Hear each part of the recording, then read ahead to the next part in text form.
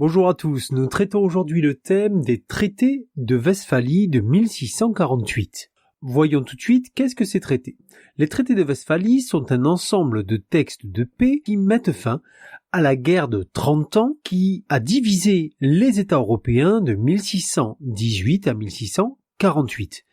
Ils rétablissent l'ordre dans les affaires religieuses et politiques de l'Europe, en donnant d'ailleurs un rôle assez prépondérant à la France. Les traités de Westphalie doivent leur nom au fait que les négociations de paix entreprises entre les États européens à partir de 1644, puis la signature des deux traités, se sont déroulées dans des villes allemandes de Westphalie, à Münster pour les catholiques, le 6 août 1648, et à Osnabrück pour les protestants, le 8 septembre 1648. Selon les termes des traités, l'indépendance et la souveraineté de chaque État du Saint-Empire est entièrement reconnue, privant virtuellement ce dernier de toute puissance. Il y a des clauses territoriales très importantes, mais ce qui va nous intéresser surtout ici, ce sont les clauses relatives aux affaires de religion, qui comprennent l'interdiction de toute persécution religieuse en Allemagne et la confirmation du traité de Passau de 1552 et surtout de celle de la paix d'Augsbourg de 1555.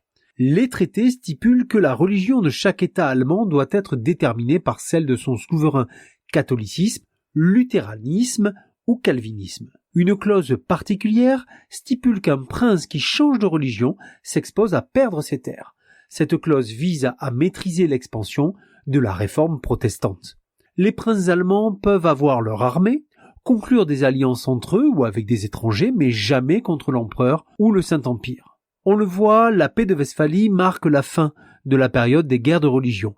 Les conflits armés ultérieurs en Europe sont principalement menés à des fins politiques. La réorganisation de l'Europe centrale élaborée par les traités de Westphalie subsiste globalement jusqu'aux conquêtes révolutionnaires françaises et celles de Napoléon Ier. Ces traités sont un jalon très important de la gestion des relations internationales parce qu'ils vont poser de nouveaux principes en Europe.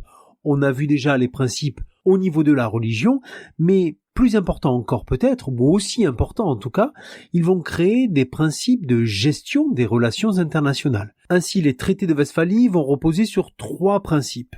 D'abord, la souveraineté pleine et entière d'un État. Les autres États ne s'occupent plus des affaires intérieures d'un pays déterminé. Premier principe qui est très important. Deuxième principe qui finalement est le corollaire du premier principe, c'est l'équilibre entre les puissances. Le système des relations internationales, qu'on appelle aussi, après 1648, le système westphalien, va rechercher toujours l'équilibre entre les puissances.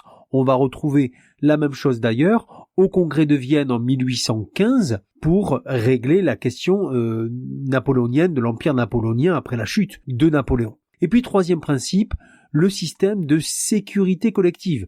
Puisque les États sont indépendants et puisqu'il faut un équilibre entre les puissances, il faut forcément un système de négociation internationale et de sûreté collective.